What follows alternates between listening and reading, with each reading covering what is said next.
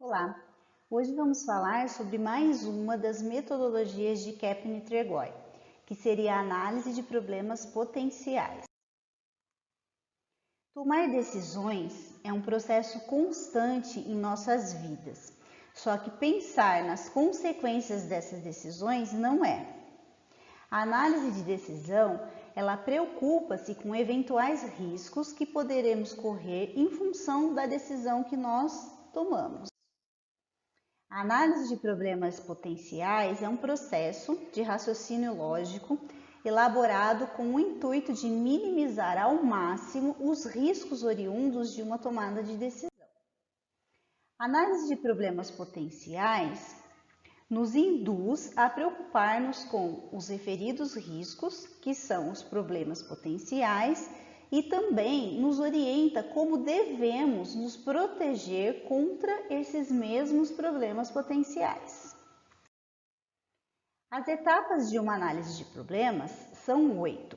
A primeira delas é estabelecer o enunciado de um plano de ação, depois construir o plano de ação, definir as áreas mais críticas do plano de ação, definir o problema potencial mais grave da área mais crítica, definir as causas mais prováveis do problema potencial mais grave da área mais crítica, definir as ações de prevenção e proteção, os disparadores e, por último, atacar os demais problemas potenciais e outras áreas críticas que existam.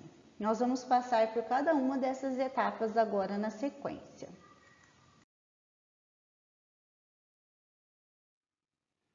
A primeira etapa, que seria estabelecer o enunciado do plano de ação. O enunciado em questão nada mais é do que o objeto de uma decisão tomada. Deve primar pela precisão, sendo necessário valer-se do que, onde, quando e quanto para defini-lo.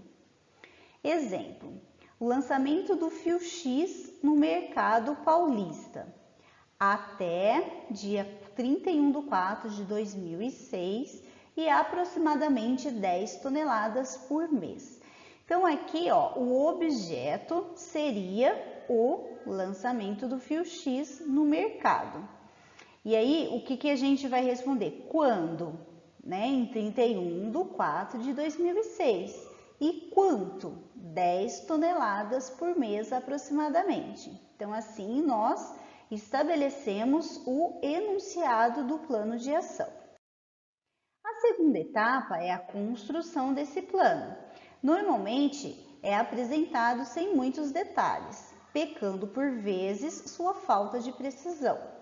Então, é necessário decompor o plano em seus aspectos básicos sobre uma forma sequencial. Um plano bem lapidado, coerente com a complexidade de tomadas de decisão. Os elementos básicos do plano representam os focos principais sobre os quais devem convergir nossa atenção. Então, por exemplo, matérias-primas, equipamentos de fabricação, equipamentos auxiliares de fabricação, material auxiliar de fabricação, pessoal necessário para a fabricação, treinamento do pessoal acima, esquema de segurança para o produto em relação ao controle de qualidade, embalagem, custo do produto, preço de venda do produto e pessoal para as vendas. A terceira etapa é definir as áreas mais críticas do plano. Por vezes é impossível preocupar-se com os mínimos detalhes de um plano complexo. Definir as áreas mais críticas pode ser pelo bom senso ou também utilizando a técnica GUT, que foi apresentada para vocês no tópico análise de situações. Por exemplo, vamos pensar na área de embalagens para os exemplos das etapas seguintes. Então, vamos pensar quais são as áreas críticas em relação às embalagens do produto. A quarta etapa seria definir o problema potencial mais grave da área mais crítica. Então, os elementos básicos do plano representam os focos principais sobre os quais o conceito de risco é o ferramental utilizado para definir os problemas potenciais mais graves. Então, primeiro, a gente lista os problemas potenciais. Depois, a gente vai questionar para cada um deles qual é a probabilidade desse problema potencial ocorrer. Se ocorrer esse problema potencial, pensando no enunciado de um plano de ação, qual é a gravidade do mesmo? O produto P, de P, que seria a probabilidade, por G vezes G, que é a gravidade, indicará os problemas potenciais mais graves da área mais crítica e automaticamente o problema potencial mais grave da mesma. Exemplo, vamos pensar nas embalagens. Então, em relação às embalagens, nós temos os diversos tamanhos, diversas composições de materiais das embalagens, Então, a caixa prevista, ela pode apresentar problemas de manuseio, por exemplo, dependendo do tamanho dela. A quinta etapa, definir as causas mais prováveis do problema potencial mais grave da área mais crítica. Então, nós identificamos anteriormente qual é o problema potencial mais grave da área mais crítica. Depois, na sequência, tem um exemplo de como que a gente faz essa aplicação da técnica GUT. E agora a gente vai identificar as principais causas para esse problema. Então a gente vai listar, sem discutir as causas levantadas.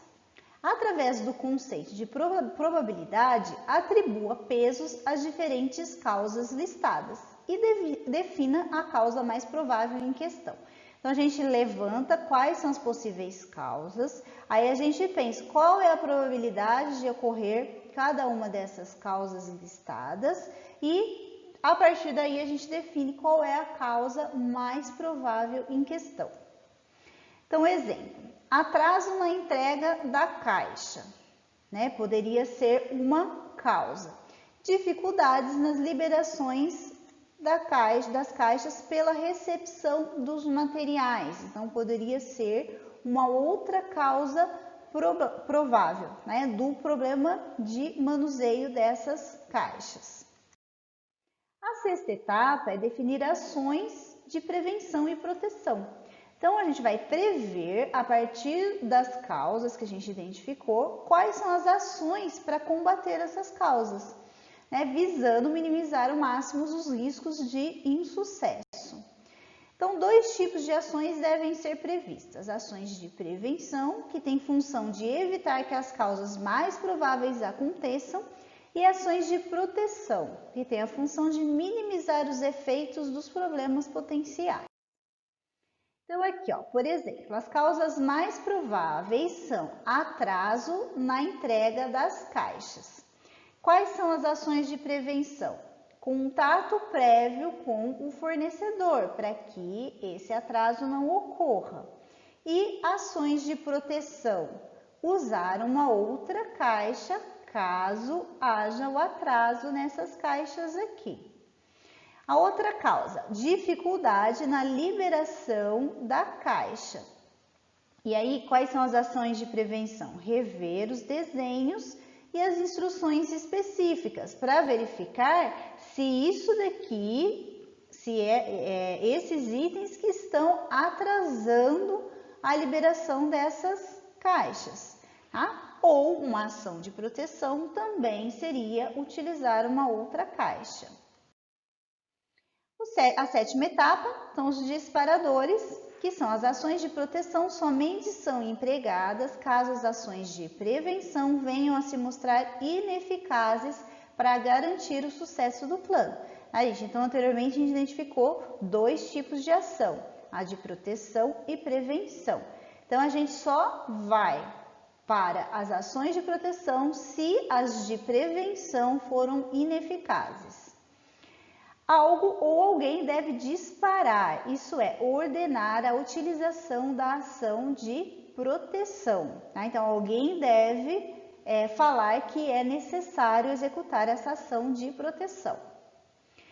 E este algo ou alguém a gente chama de disparador. A oitava etapa é atacar os demais problemas potenciais e as outras áreas críticas que também foram identificadas. Então, verificar os demais problemas potenciais desta área em função do risco que os mesmos apresentam e optar ou não pelo ataque dos mesmos. E para que serve a análise de problemas potenciais? Serve para ajudar a garantir o sucesso de qualquer atividade prevista, como, por exemplo, o lançamento de um novo produto no mercado, implantação de uma nova usina, modificação de um processo de trabalho, elaboração de planos de manutenção e estabelecimento de programa de segurança. E dificuldades para se aplicar esse processo? A enumeração de um número demasiadamente grande de problemas potenciais com consequente dispêndio de tempo. Quais problemas potenciais que devem merecer a nossa atenção e como distinguir as ações de prevenção e as ações de proteção. Então, aqui a gente tem um exemplo, O problema potencial seria o atraso em uma viagem. Qual que é a possível causa? Furar o pneu. Qual que é a ação de prevenção? Colocar pneus novos antes de viajar. Qual que é a ação de proteção? Usar o pneu extra que a gente tem no carro. Um outro exemplo, incêndio num depósito de inflamáveis. Qual que é a possível causa? O cigarro. Qual que seria uma ação de prevenção? Uma placa que é proibido fumar. E qual seria a ação de proteção? Usar o extintor, caso o incêndio ocorra. Um outro exemplo de problema potencial, perda de mercado do produto A. Qual é a possível causa? Mudança da moda. Qual seria a ação de prevenção? Aumentar a propaganda, reduzir o preço. E qual seria uma ação de proteção? Substituir o produto A. Por hoje é só e até a próxima.